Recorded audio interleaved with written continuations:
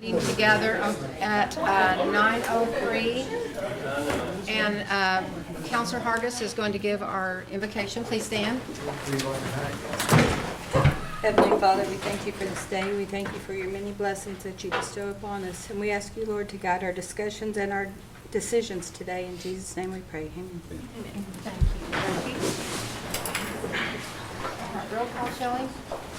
Victoria Vesquez, Bonnie. Joe Bird, Gil England, Here. Keith Austin, Here. Jack Baker, Here. Harley Bezzard, Sean Crittenden, Ahne. Don Garvid, Frankie Hargis, Present. Wanda Hatfield, Rex Jordan, Here.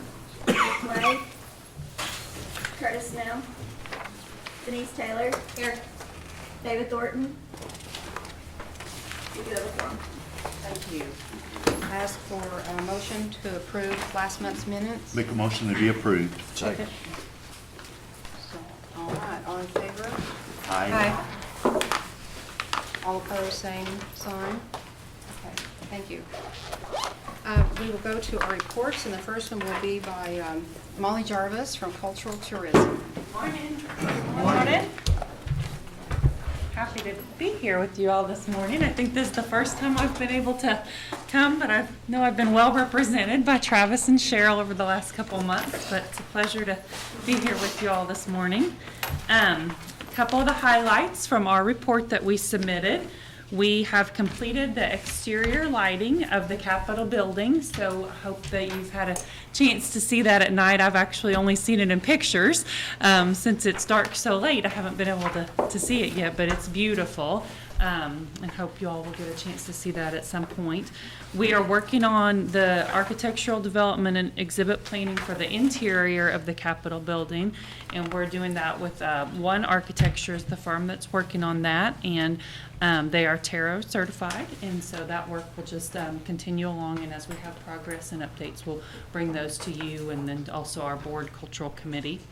A couple projects that are new to this report that we are working on is what we're calling the Water Avenue Pavilion. So this would be a structure located on the property that's on Water Avenue, there where we did the clearing, kind of by the old Homeland store, which is now used for health services, and by the Supreme Court building. So we've got a bit of kind of a draft design of a pavilion that would replicate or be representative of the structure that was seen in the John McStanley painting of the peace gathering. So the idea for this structure would be kind of a community space, open air structure that could be used. So we're just in the design phase, and we'll bring those, of course, to you before anything is finalized or work is started. But we are working on that project. And then there's another one that we're calling a pathway through downtown Tahlequah. But this would really be a pedestrian-friendly space that did contain artwork and opportunities to tell history, but it would connect our cultural sites throughout downtown, from the Capitol building to Supreme Court to the Spider Gallery to the Prison Museum, and offer a cultural pathway and much more friendly pedestrian walking space through that area. Be landscaped, and again there will be some opportunity for outdoor artwork and not really exhibits, but more just storytelling through the pathway there. So again, just working on design of that, and we would bring the look to you before anything is completed or work was actually begun on that one. Then the other capital project that we are working on is the Saline Courthouse. We have a draft of the site plan that was completed and has gone before a small working group, and that includes walking trails and kind of planning for the outside of the property, nothing interior to the building itself, but a full site plan including some camping sites, shows where restrooms would be planned. Again, this is kind of walking trails with a shorter path, I think that's about a mile, a longer path, and then a very primitive walking path. So continuing to work on that, and we should have something actually to show you that we would propose to do in the fall. But we're going to continue working with that small group on that. Are there any questions about those projects? Any questions from anyone? I had a comment, Molly, and this is just something I thought about when I was reading this a couple of days ago, that this might be an opportunity with the pavilion and the walking path for some of our artists, maybe national treasures, to present drawings for outdoor sculptures. We have talked for many years, me and a few other artists, about Tahlequah needs to look like, when you drive into downtown Tahlequah, it needs to look like it's an art community and that there's Cherokee art.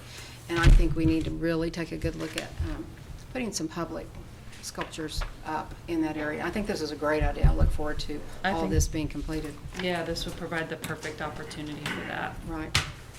On the Saline, Yes, go ahead, Keith. on the Saline Courthouse,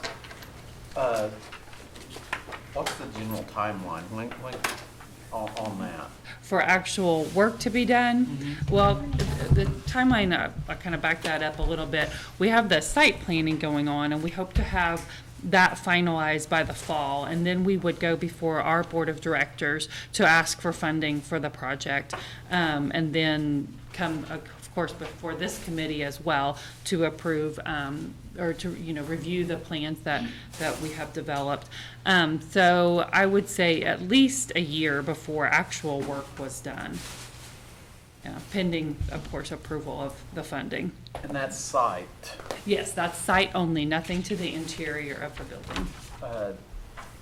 Is there plans out there eventually for the interior of the building to make those improvements that are needed? We would like for there to be, we just need some additional approvals to be able to do that work, and kind of some, we can make recommendations, but some further direction on the use of that space, whether it's just public meeting space or whether it is actually a museum exhibit site space. I think we're kind of in the situation right now where we are looking for some input from this small working group, and also from our administration and our board on what that would be used exactly for.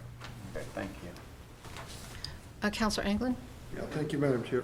Molly, on the courthouse building itself, if you remodel it or anything, will the old part on the south end, would that come off since that was an addition, or is that historically part of the building now?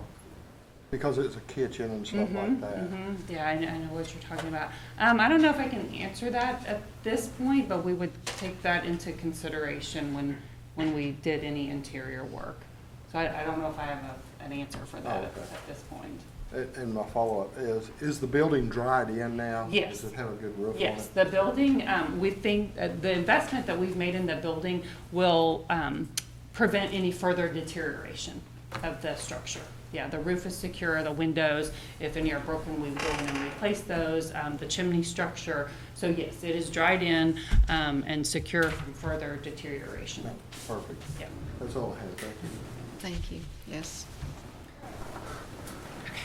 Moving on, just a couple other things on retail. We opened the new gift shop at Hard Rock, and it's beautiful, and I hope you'll have a chance to see it. It's a very high-end, matches what's at the Hard Rock property, and it's right next to the convention space, so that's perfect because that's who most of our customers are for that gift shop. And I'll tell you right now, this week with the RES conference going on, we're getting a lot of business, so we see a lot of opportunity for businesses from all conferences, but especially tribal conferences, when they're looking for something to take home from our gift shop. And then the holiday t-shirts, this is the first year we've been able to sell them so early that they're ready, so we're excited about that, and sales are going well. So make sure to get your holiday shirt. They're for sale now. On promotions, we are doing for the second year this event called Stories on the Square, which we have a storyteller downtown on Wednesdays at 10 a.m. on Capitol Square, and that's drawing between 40 and 70 people. Each Wednesday, and it's kind of like a library storytelling hour, and then we try to transition those folks into the museum, either the Supreme Court or the Prison Museum, for a make and take activity afterward. So we're getting activity on the square there with the storytelling, and then we're also getting visits to our museum. That's going very well. And then Later this week, we'll have the Of the Earth exhibit opening at the prison, and that's focused on agricultural development, and specifically at the prison due to when they used to have the garden there as kind of rehabilitation and food source for the prison itself on the ground. So that exhibit will open later this week. We did wrap up our Cherokee Days, 3rd annual at NMAI. We changed the time of year to June, and first a couple of reasons, but I think those who were there and maybe you've heard about, we have a strong preference to move that back to an April date. We think we had more traffic and visibility, so we are working to vet that out with our partners, with the Eastern Band and UKB, to make sure we can all arrange to be there for the April date that we have secured. We're still holding our community tours and just our tours that are for sale. And I know that our tour guide, Janelle Adair, has made some good inroads into our communities and been getting communities to come out and take the tours. So if you have anyone in your local community who would like to organize a tour, we do those for our community groups for free. Just let us know if you have someone interested. And then the last thing would be our upcoming West to East tour in October. We have only about 5 to 8 spaces left, so that's sold very well. And that's with about a 50 person capacity motor coach. It's very nice. Cheryl went out and looked at the motor coach herself and made sure it's luxury and everyone will be very, very comfortable, because that is a long 7-day trip on a motor coach. But it's sold very well. We've got about 36 people secured who've made deposits and are ready to go, and so we're hoping to sell about 5 to 8 more spaces on that trip. Thank you, Molly. Are there any questions from counselors? Yes, Counselor Taylor. Is there any way to gauge where your visitors are coming from for the NMAI event is what I'm interested in primarily. Do we get any data? No. Since it's free to come into the museum, you don't. I'm just curious. Yeah, they don't ask zip code or anything like that. We don't have any, we know the number, we know the count of visitors, they give that to us, but since you just walk into the museum without, entering a zip code, or we don't have that information. Okay, so follow-up question is, do you know what type of outreach is done for that specific event? Is it, Yeah. do you answer that? Yes, we can tell you what we do, what the nation does, and then what the museum does. Okay, I'm just curious Yeah. how that's advertised. Yeah, the museum would go to its members and then persons around DC. We, of course, go to all of our resources, anything from our, news from the Nation newsletter to the Facebook post, social media. Of course, we think that a big draw for our Cherokee citizens is the invitations they get to the community meetings. So we think holding that off-site had a pretty dramatic impact on the attendance this year. So we're hoping maybe that can come back on site this next year. But yeah, I could give you a full list I was of all just the curious tactics. on who's coming to that. I envision probably Cherokee Nation citizens that live in that area probably going to come in for that. I'm just curious. I think and we can kind of gauge that by the types of questions that we have at our information booth. Okay. And in the previous years, I could tell that there were a lot more people who at least were familiar with and had an interest in Cherokee history, culture, some type of connection to the nation, by the types of questions that we got. And I think that was due to having the community meeting on site and people coming in for that. This year, it was just evident that a lot of people coming in were just there, just traveling through DC and coming into the museum, but not necessarily aware of what Cherokee Days is and why we were there. Okay. Thank you. So in the past, the at-large community meeting has been held in conjunction with the, Yes, ma'am. okay. And on site at the museum. outside, yeah, that would work great, because it worked well for Jack and I this year, and then Jim. But anyway, I understand. Thank you. Yes, Counselor Baker. Yes, thank you. And I talked with a lot of people at our picnic that Sunday afternoon, and they had no idea that Cherokee Days was going on. So bringing it back, I think, is a really good idea, because it will bring all of those people Yes, back. I think so too. Yeah, Thank you. thank you. Chief Byrd had a comment? Yeah, I think it's a consensus. Last year, it coincided with the cherry blossom, Yes. and you had different clientele. Yes. This year in June, you had more youth. Yep. You probably had at least 50% that were 16 and under. Then in April, when you had at Cherry Blossom, you had adults, and then you had that large meeting right there, like the council members are saying. So, yes, we need to move it back. And we would appreciate your advocacy to help us get that moved back Yeah. to the April date. I commend all the people that were there presenting there, because those are long days. Yes, they are. Our craftspeople set up like 8 o'clock, and they're there until closing. 5:30. So we really appreciate those people doing that and your selection, whoever that is that goes there. When I could tell in previous years, I couldn't talk to those artists all day long. They were 3 and 4 deep with Yeah. people talking to them. And this year, they just did not have that crowd around them. So that makes the day even longer when you're not busy like that. Yeah, this year Tommy Wildcat ran out of flute music. We didn't know what song to play. I doubt that. Molly, this may be for something that we need to talk about offline, but I think it would be nice if we can arrange for the treasurers and the artists that come to have an extra day so that they can see the collections and maybe do a little bit more tourist things, because that may be the only time they ever get to DC. So we need to figure out a way to make that happen, Yes. I think. But I think it went well, but I agree, April seems to be much better. Seemed like I had one more. Oh, back on the gift shop at Hart, I have not had a chance yet to visit it, but I plan to. Is it any larger than the one previously? No, it's actually smaller. Okay. But it's a different layout and it's merchandise different. And Cheryl and her team have done a fantastic job of merchandising it. Good. It's got all glass front, so you see, when you walk down that ramp, like by the Starbucks, you see directly into it. It's beautiful. All that wall is just entirely glass. You see directly into the store. And then there's also a window on the side by the convention space. Yeah. So yeah, it actually is smaller, but I think it's more open appearing because of that all glass. Great. I look forward to visiting. I believe anyone else have any comments or questions for Molly? All right, thank you very much. Thank you. Our next report, Cherokee Nation Language Program. We've got Roy Boney and John Ross here. Welcome.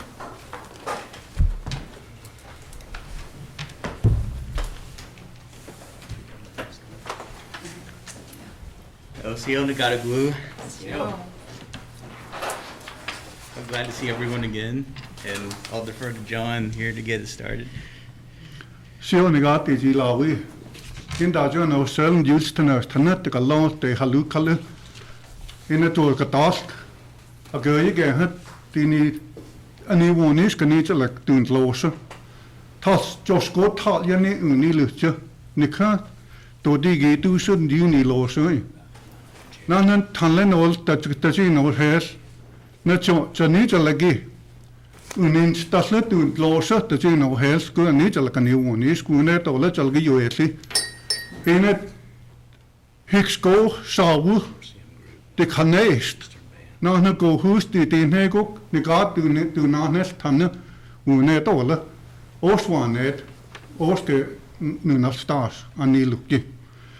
Denne chongene ge ha I goto de Cherokee na Kachi no set you and do liska use nit no jatane ha to chahnes dis kan chalagi yetli.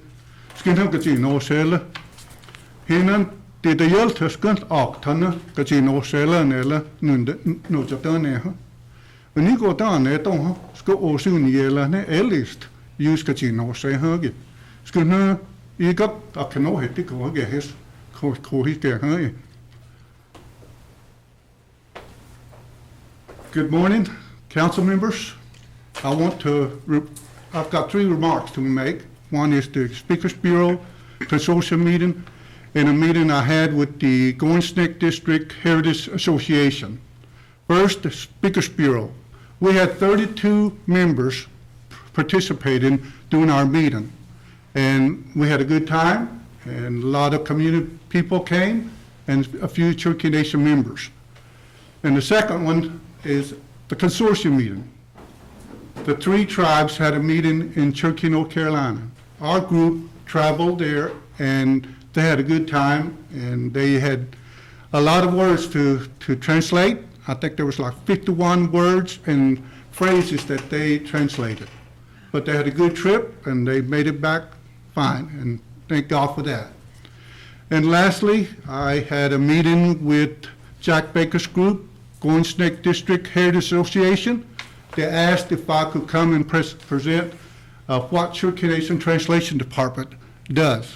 And I laid out everything that we do, and seems like everybody that attended was receptive of what I had to say. And I thank you, Jack, for being well received. And I just want to thank you for coming. It was very informative, and everyone appreciated your presentation. Thank you. Appreciate it. And that concludes my remarks, and, afterwards, we would welcome your questions after Roy's remarks. Thank you. Right.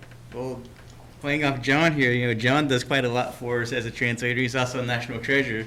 And one thing that he's done is he's deciphered Sequoia's numbering system. But that's parlayed into, we work a lot with Google and the other technology companies. Google is working on a calculator that actually uses Sequoia's numbers. So that's going to be kind of a neat thing to happen. That's based on John's work. So without John, we wouldn't have that piece of technology. So, the numbers aren't really used a lot nowadays, but we hope this will change and maybe people will learn it and we can teach the kids and that kind of thing. So that's a very exciting thing for us to see happening.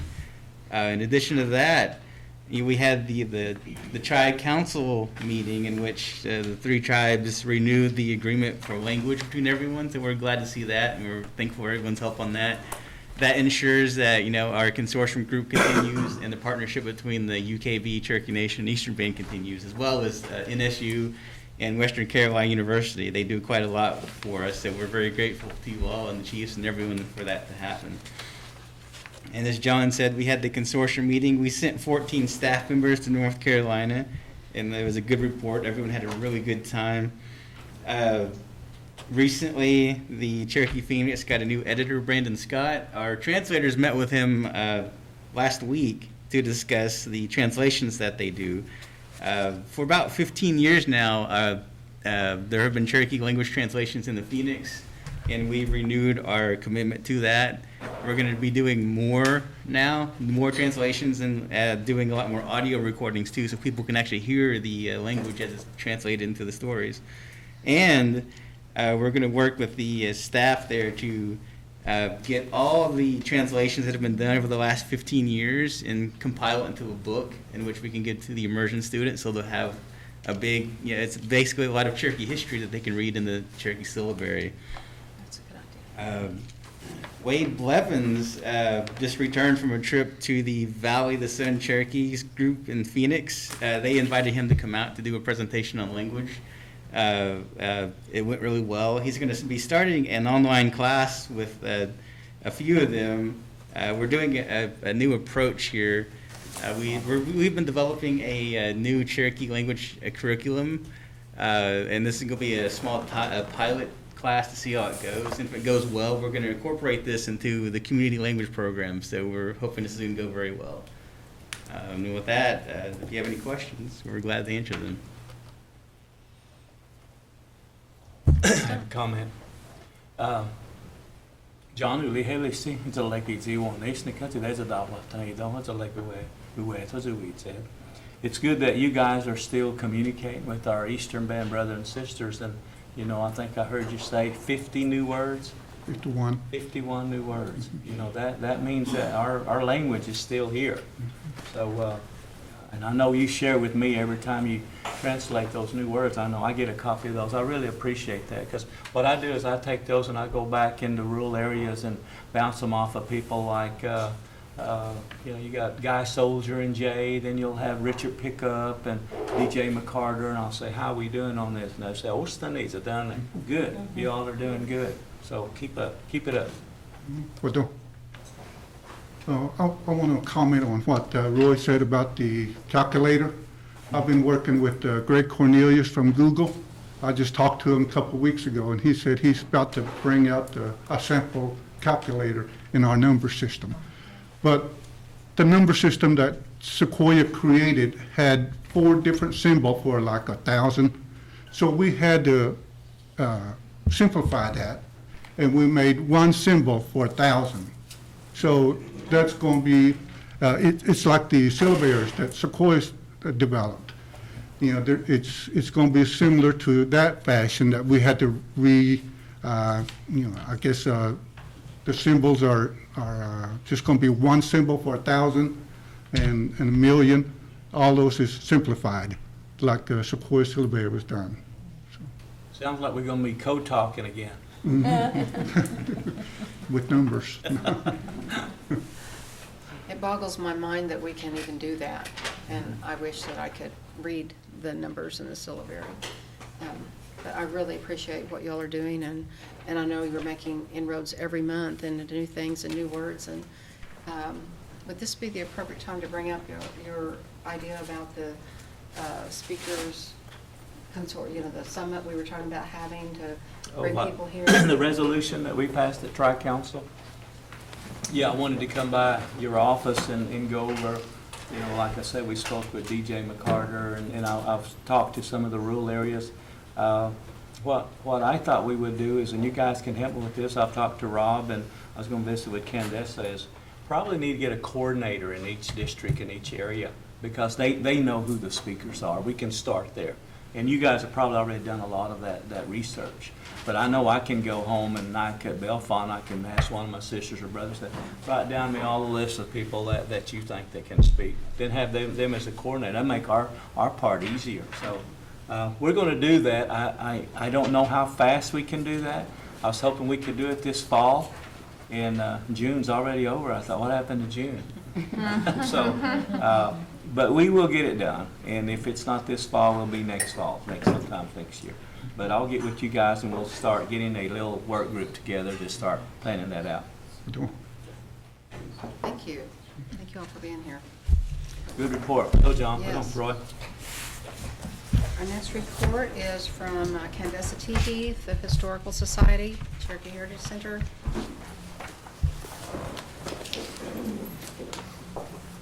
Who should I bring that up to?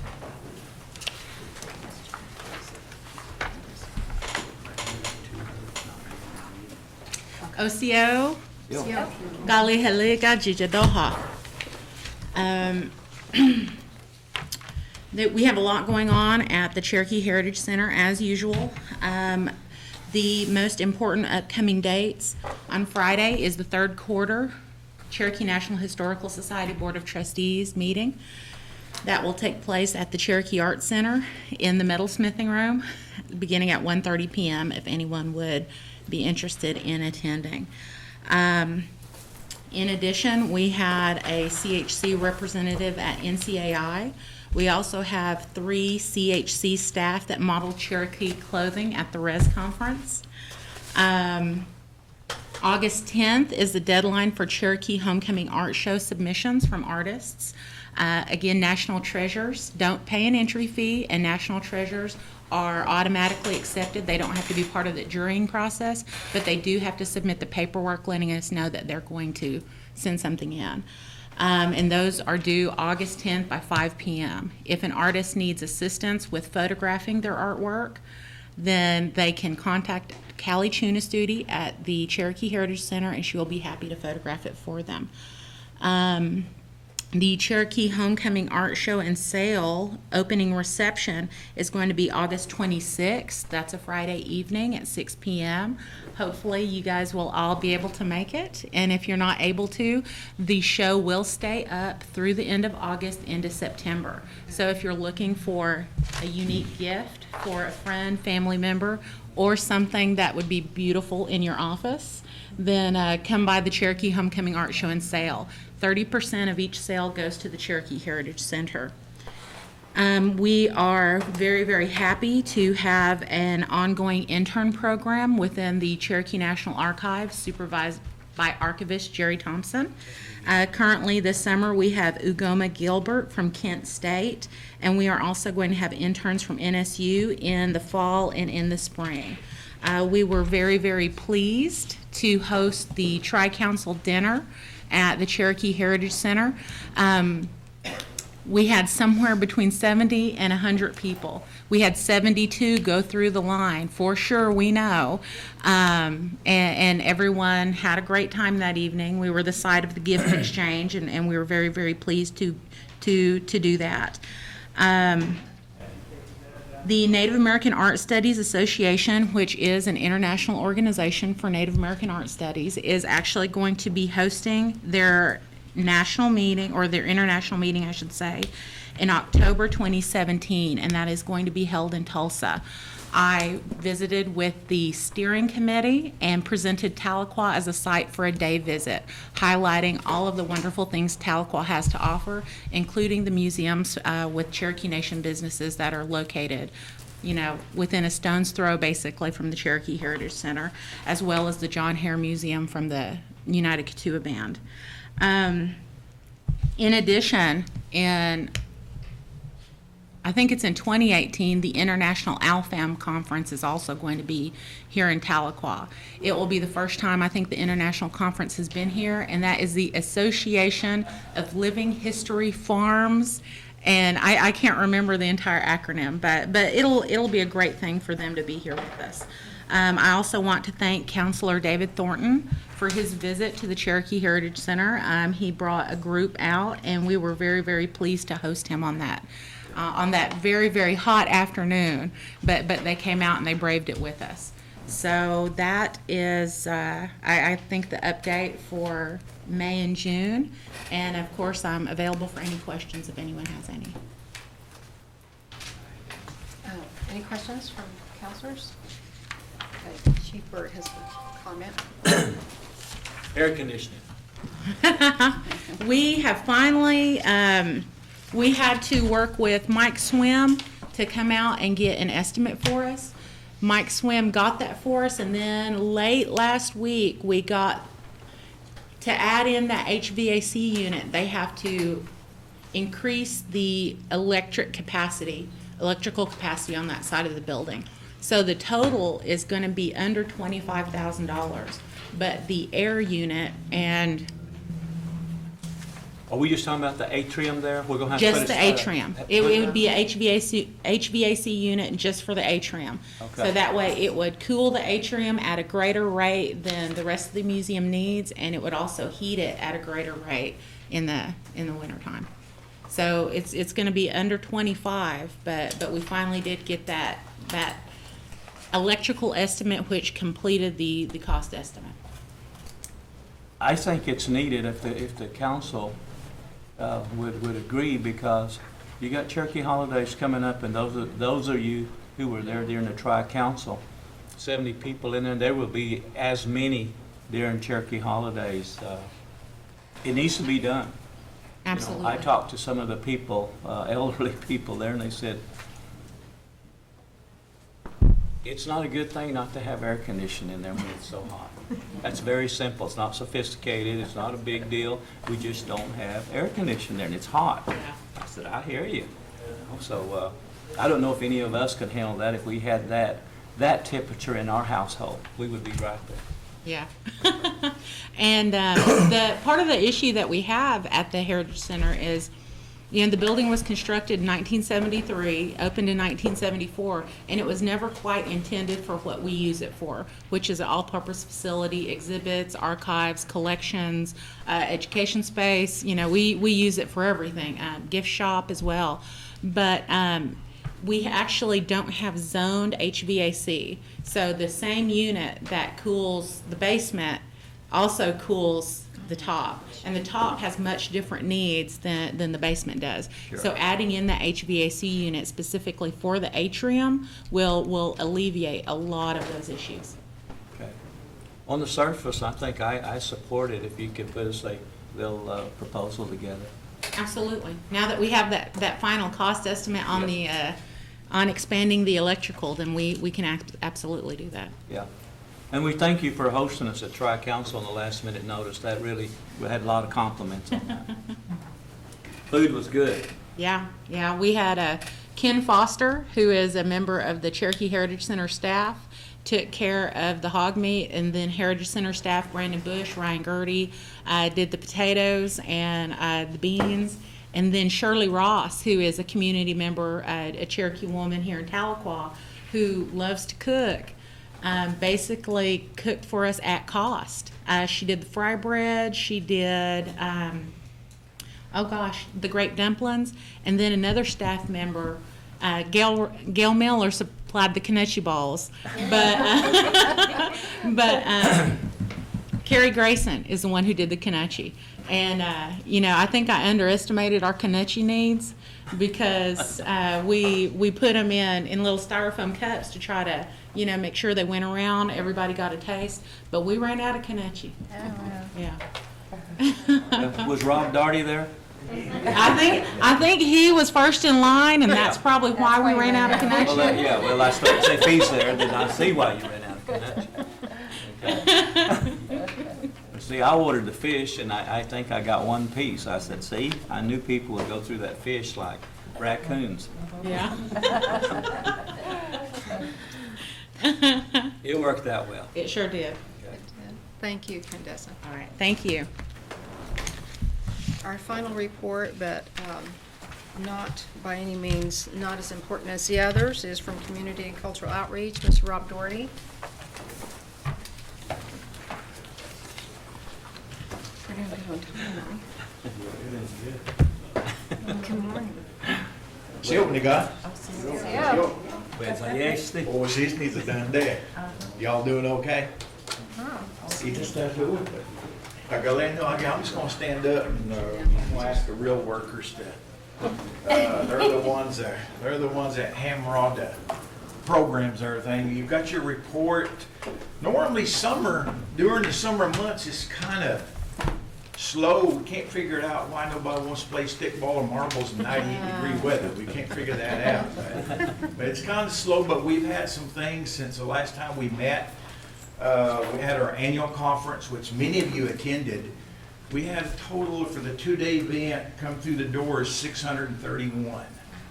And a lot of our local groups, for some of you that attended, you saw the big amount that we had there, and we highlighted several groups that were awarded in different capacities and so forth, but it was really a good conference. We had some good speakers. I think we have a total of about, close to 30 speakers that come in from Pennsylvania to do cultural as well as academic, kind of the community work, in a sense, how to organize and so forth. And we invite you for next year, which we haven't, we're working on it already, on the speakers, the presenters, and even the facility, because we're not quite, haven't come to full agreement with Northeastern yet on the facility. So we're looking elsewhere where it could be. For a lot of our local groups really like to attend that group, and I think we had 40-some from our outlying areas, such as Phoenix, California, and through there. And most recently, one of the things I would like to highlight, and you can see the numbers on there, recently we had a meeting in Oklahoma City in Mr. Baker area, and what was Miss Hatfield. We had 467 come to our event. This place was not big enough. We had the biggest building on the Rose State College campus. We had the biggest building there, and it still was not enough. We were running over each other. It was hot in there, and but it was a good turnout. We ran out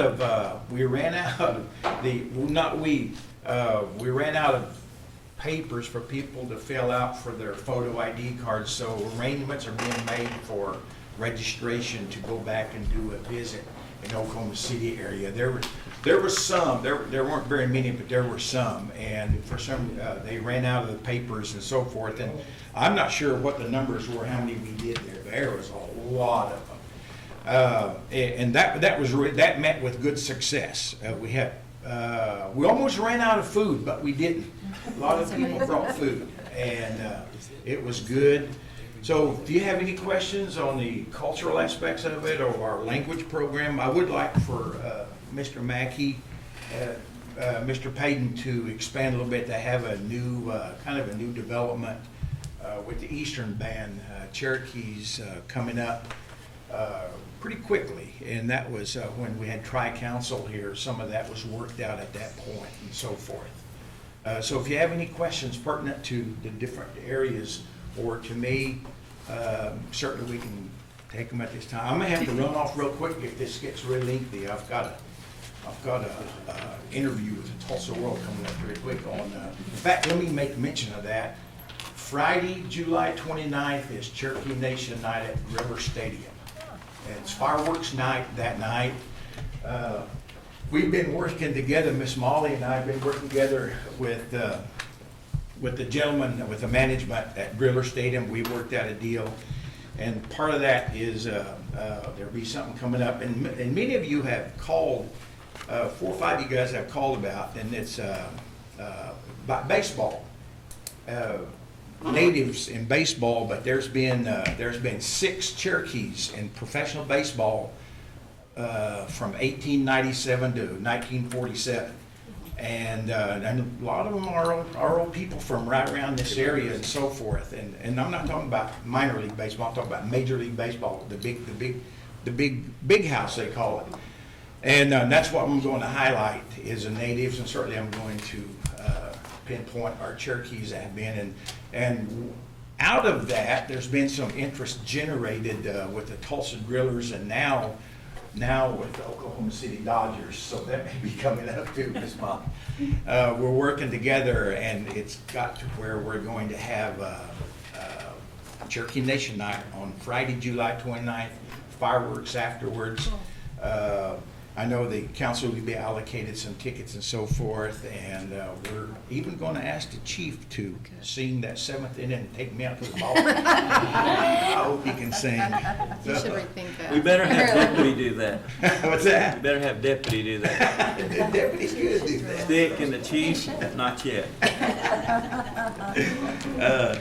There's been we've pursued what the council wanted is cultural presentations, as we do in the at-large arena. We've pursued that with the local, and Miss Donnie has been working feverishly to. And when you have all these different areas we have to bring in, and we're very glad that the first group that we call are national treasures to do the presentations and so forth, cultural presentations, along with the other meetings that we have here and there and so forth with our communities and so forth. And this weekend is Albuquerque and the Denver area, which the leadership in both areas, pretty much from Albuquerque is a lady from Adair County and Stillwell. And the leadership of the Denver organization is from right here, I think, Mr. Gritz from Tahlequah. So we have Cherokees out there, and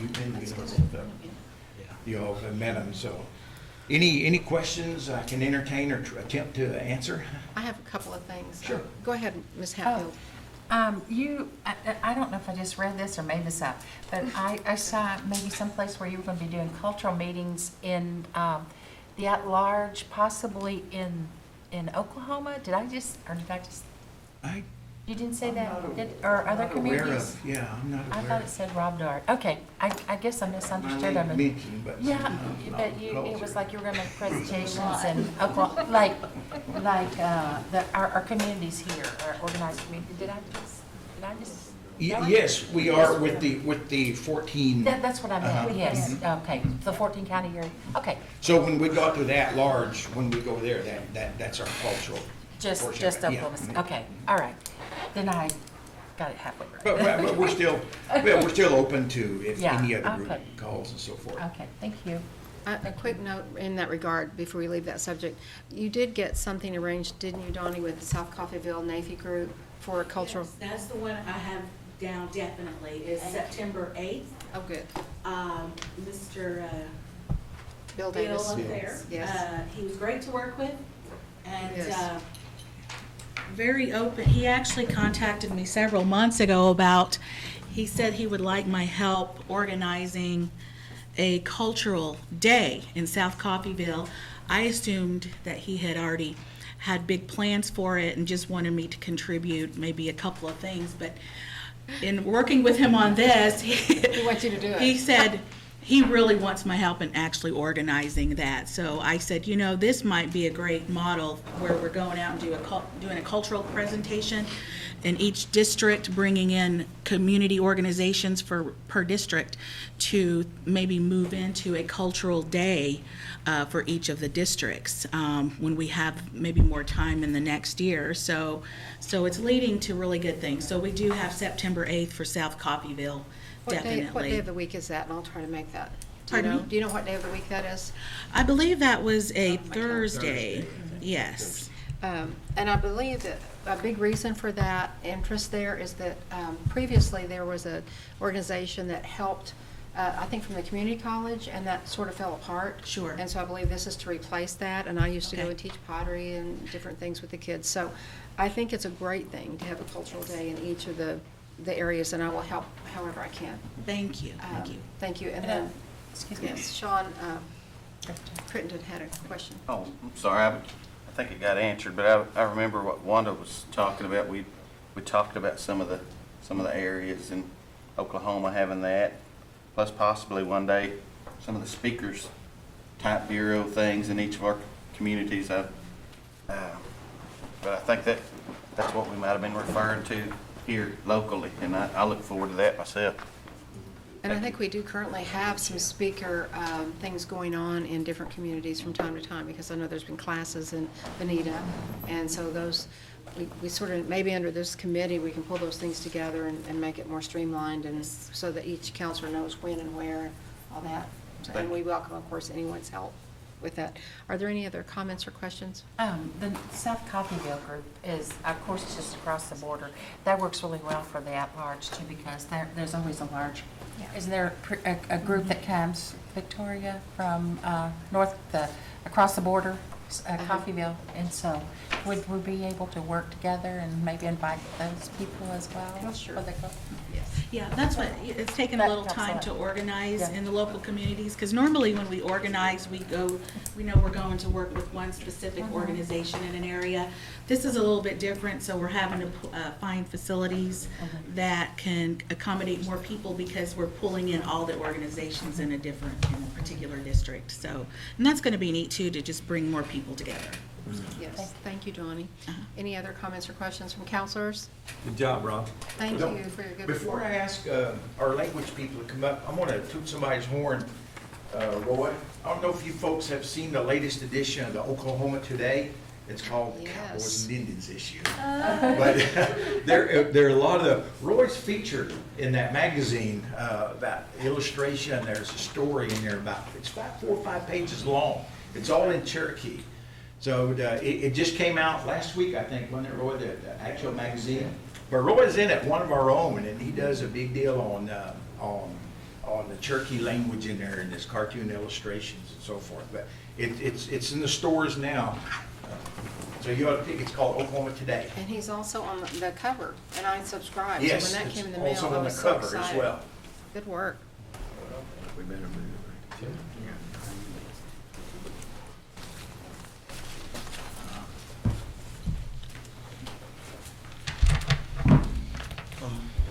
Mr. Daugherty made mention about us working with the Eastern Band. We've been working with them basically since we started our program. When they heard that we started our program, they wanted to know more. Last year, we went out and visited with them, talked with them, and they've been pushing for it ever since. Some of the leadership has stopped by and visited our program. They believe it's a good thing. Even their vice chief had stopped by, and they are really pushing to have a master apprentice program in Cherokee, North Carolina. So we're really happy to be working with them on this program. They have had constant contact with us. I don't know if it's going to be exactly identical to our program, and I don't think that that's even anything that we're trying to push for, because everybody has their own methods of doing things, but it's going to be very similar, and we're happy to partner up with them. A few things I wanted to talk about other than that was, I know you guys have our report, but also wanted to speak about that our program has came together, and we was having a little bit of problems with some housing type issues a few months ago, and along with Tammy's program, volunteer program, we've worked, and we had 2 duplexes that was side by side, and we put them 2 duplexes together, tore out some walls, put up some beams and that sort of thing, and that's just our program participants. We switched out the floor, put a laminated floor in, and we did that ourselves, and it's something that I'm really proud about, that they got in. We learned some interesting words in Cherokee while we was doing it, and it was really good. Some of the floor was a little bit rotted, and we had to tear some of that out and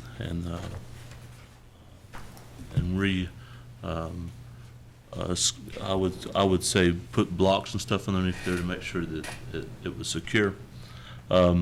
Also, since we last talked with the council, we've been involved with